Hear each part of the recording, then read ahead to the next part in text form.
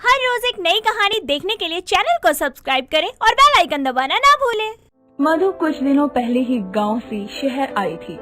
उसकी वहां रहने वालों से कुछ खास जान पहचान नहीं हुई थी। एक दिन वो अपने घर के बाहर पौधों में पानी डाल रही थी और थोड़ा पानी दीवार के उस पार से गुजर रही पड़ोसन शांति के ऊपर गिर जाता है और गुस्से में आग बबूला होकर शांति मधु के पास आती है। ये कैसी बेहुदा हरकत है? तुमने मेरे ऊपर पानी क्यों डाला? ये आप क्या कह रही हैं बहन जी? भला मैं आपके ऊपर पानी क्यों डालती? मैं तो अपने पौधों में पानी डाल रही हूँ। तो क्या इतनी धूप में बारिश हो रही है जो मैं गीली हो गई? हो सकता है कुछ बूंदे बरस गई हो। ये चालाकी ना किसी और के साथ दिखाना, मेरे साथ ये सब नहीं चलेगा, समझी तू? आज के बाद मेरे ऊपर पानी डाला तो मैं तेरे घर का ना हैंडपंप उखाड़ दूंगी। बड़ी आई मेरे घर का हैंडपंप उखाड़ने वाली। ये हैंडपंप क्या तेरे बाप का है? जब मर्जी उखाड़ लेगी। दोनों की लड़ाई का शोर सुनकर आसपास के और भी लोग वहां आ जाते हैं, जिनमें से मधु की सास भी थी। बहू, ये क्या हो रहा है? किस बात का शोर शराबा कर रखा है तुमने? माँ जी, मैंने कुछ नहीं किया। ये पड़ोस की औरत ही कह रही है हमारे घर का हैंडपंप उखाड़ देगी। क्यों री? तू क्या गदर की सनी देओल है जो हैंडपंप उखाड़ेगी? मेरे सनी पाजी के बारे में जो बोलता है ना, वो उठता नहीं उठ जाता है। बहू, ये तो मुझे कोई निहायत पागल नजर आती है। इससे पहले ये सच में हमारे घर का हैंडपंप उखाड़ दे। ऐसा करते हैं, बात यहीं खत्म करके घर में चलते हैं। मुझे अभी इस दुनिया से नहीं उठना है। माँ जी, ये आप क्या कह रही हैं? तू चुप कर। बेटी, माफ करना। मुझे लगता है कि गलती तेरी नहीं बल्कि मेरी बहू की ही होगी। जा, तू जाकर नहा धोकर कपड़े बदल लेना, वरना बीमार हो जाएगी।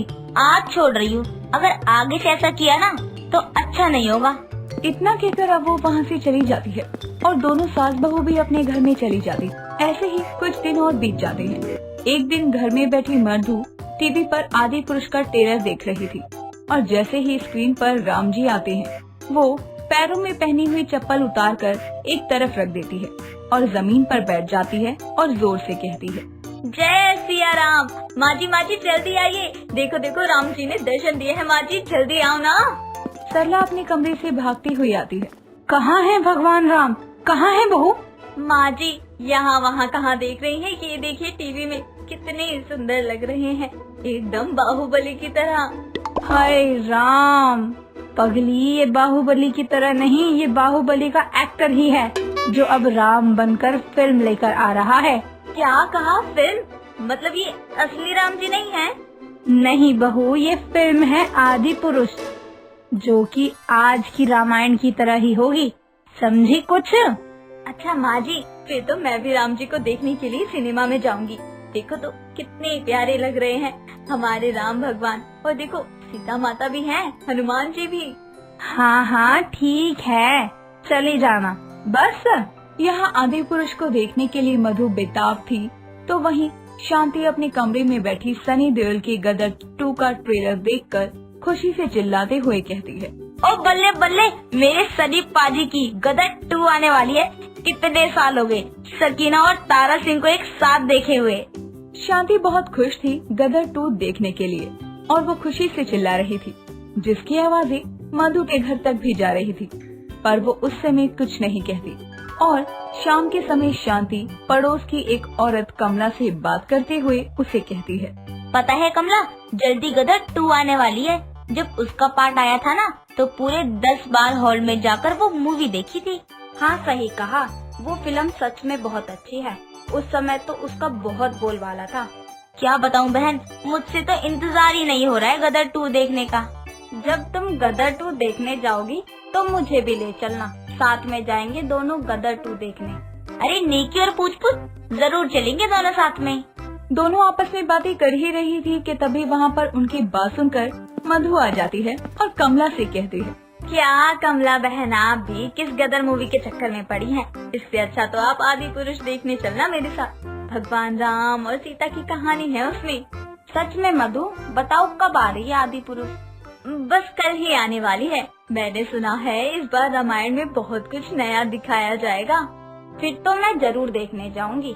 क्या कमला बहन, आपने रामायण नहीं देखी क्या? क्या बात कर रही हो शांति बहन, जब हम बच्चे थे तो हमारे पापा हमें अपने कंधे पर रामलीला दिखाने ले जाते थे।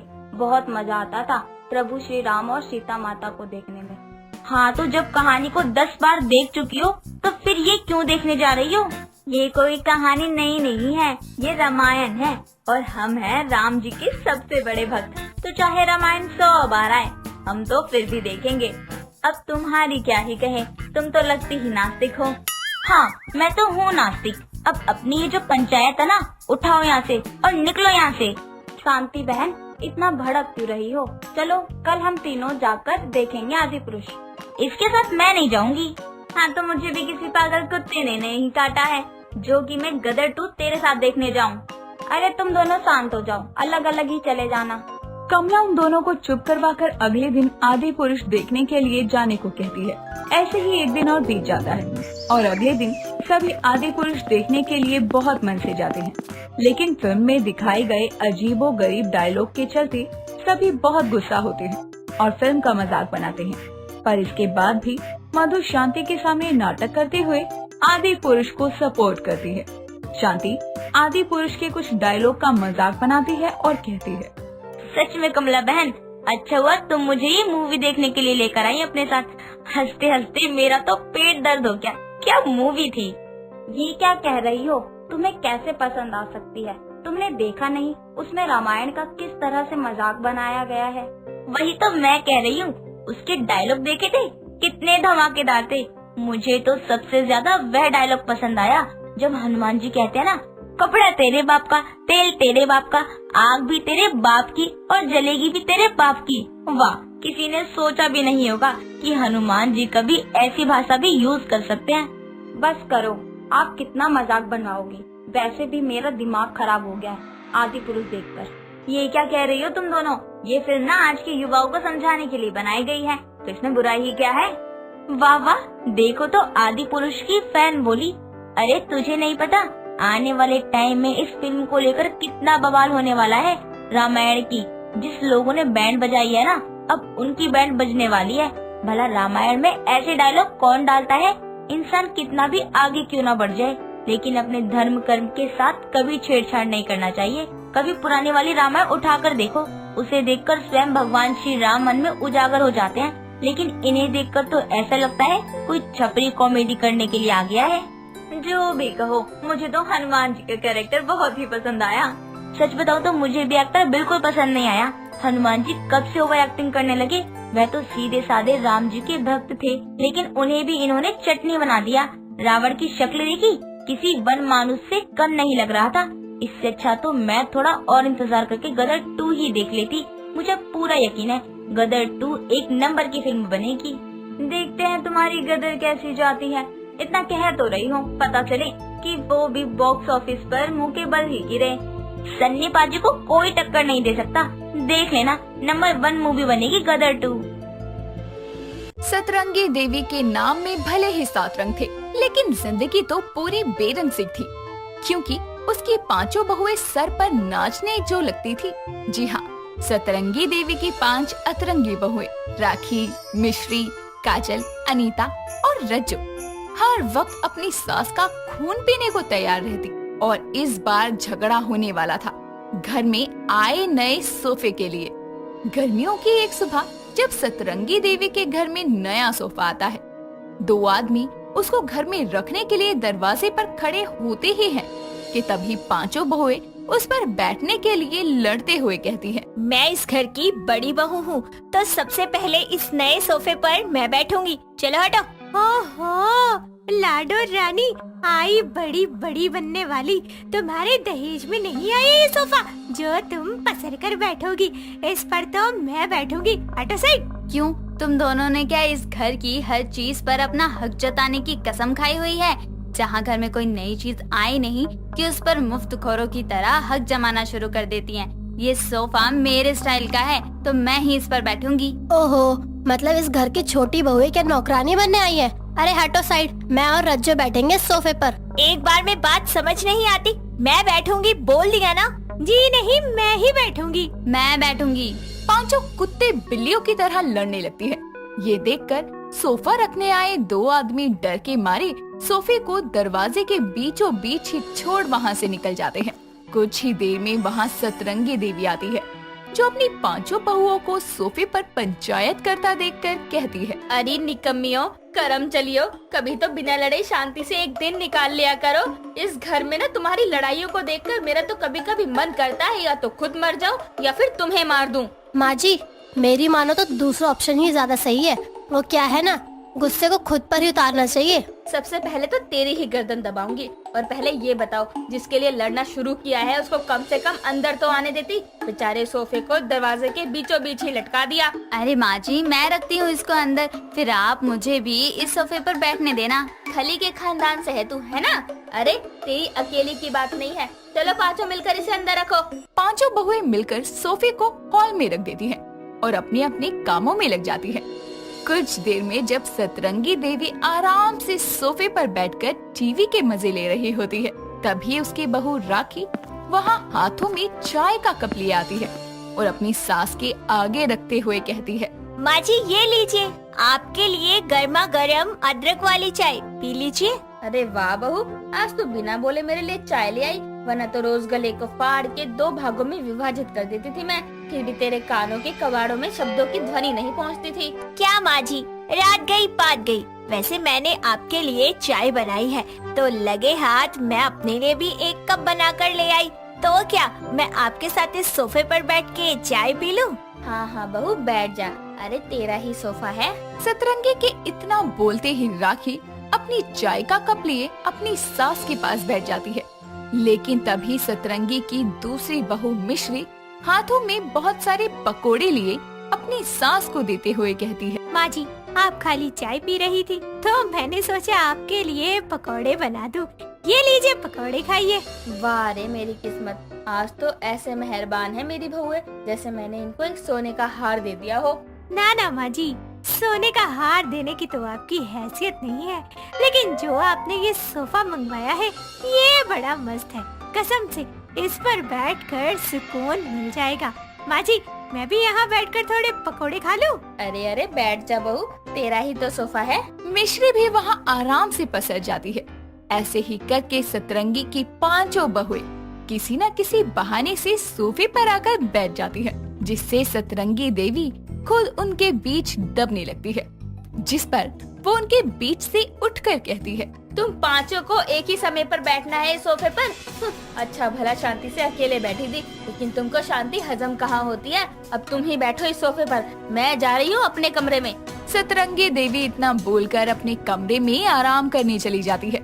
लेकिन एक तरफ सतरंगी देवी चैन की नींद ले रही थी, लेकिन वहीं बाहर उसकी बहुओं में तीसरा विश्व युद्ध छिड़ा था। अरे अरे, मैं और मेरी छोटी रज्जो बैठेंगे सोफे पर, तो इसलिए निकलो यहाँ से। ये सोफा तुम चारों के मायके से नहीं आया, इसमें मेरे पति के भी पैसे लगे हैं, इसलिए मैं तो इस पर पसर के बैठूंगी। मैं आज की नारी हूँ, तुम्हारे सामने हार नहीं मानूंगी।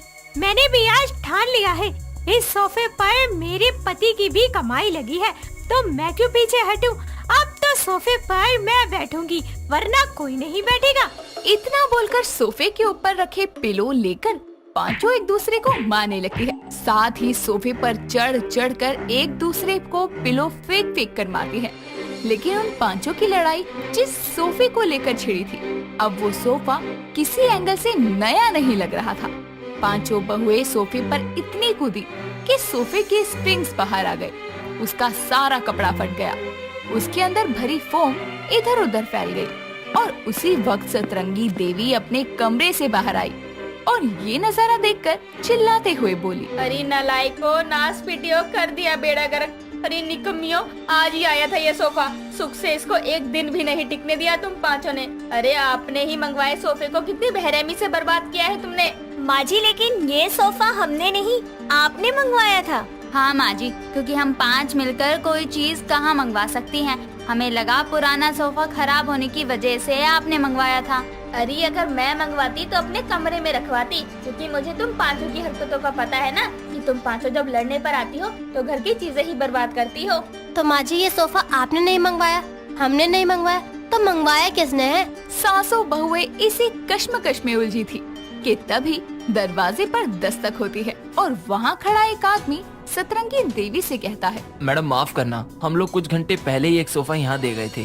वो दरअसल किसी और का था। खास ऑर्डर देकर उन्होंने वो सोफा बनवाया था और एड्रेस की गलती के कारण हम यहाँ दे गए, तो कृपया करके हमें वो सोफा वापस कर दीजिए। उस आदमी की ये बात सुनकर सतरंगी देवी के साथ साथ उसकी 5 बहुओं के होश उड़ जाते हैं और वो घबराते हुए कहती है, भैया कितने का सोफा? जी वैसे वो सोफा 50,000 का था, लेकिन उसमें लगा फोम खास दुबई से आया था, जिसकी चलते उसकी कीमत 50,000 और बढ़ गई थी और वो सोफा कुल 1 लाख का था। क्या 1 लाख? ये सुनकर सतरंगी देवी तो सदमे में चली जाती है और उसकी 5 बहुएं सोफे के आगे से हट के उस आदमी को सोफे की हालत दिखाती है। अब अगले दिन सतरंगी देवी अपने सर पर कपड़ा बांधे अपनी 5 बहुओं को जमीन पर चटाई बिछाए एक साथ बिठाती है और उनसे कहती है, कल तुम 5 के सोफों की वजह से मुझे 1 लाख का चूना लगा है। जानती हो वो आदमी जिसका सोफा था, उसने मुझे कितनी खरी खोटी सुनाई है। इसलिए अब तुम 5 ध्यान से सुनो। इस घर में दोबारा कभी भूल के सोफा नहीं आएगा। साथ ही अब से तुम 5 के कमरे से बेड भी निकलवा दूंगी। तुम जमीन पर सोने लायक ही हो। नहीं माँ जी, प्लीज। बेचारी सतरंगी देवी 5 बहुओं के एक सोफे की लड़ाई ने उसको 1 लाख का हार्ट अटैक दे दिया, जिसके चलते उसने पैसों का नुकसान भुगता और उसकी बहुओं ने अपने कमरे से बेड हट जाने का। तो दोस्तों, कैसी लगी आपको हमारी ये 5 बहुओं का एक सोफा वाली कहानी? हमें कमेंट करके बताइए। दोस्तों, अगर आपको ये कहानी पसंद आई तो इसे लाइक करें, शेयर करें और कमेंट करके बताएं कि कहानी में आपको सबसे अच्छा क्या लगा।